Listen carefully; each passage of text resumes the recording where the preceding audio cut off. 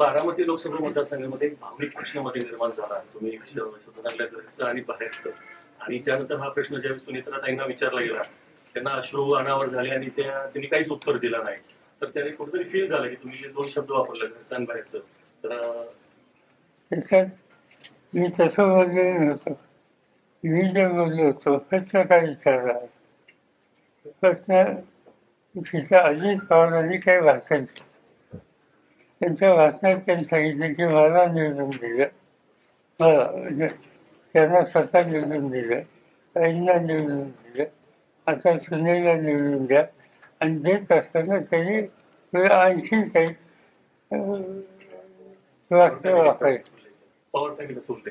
तर त्याच्या संबंधी मी फक्त स्पष्टीकरण केलं. त्यापेक्षा वेगळं काही सांगायचं कारण नाही.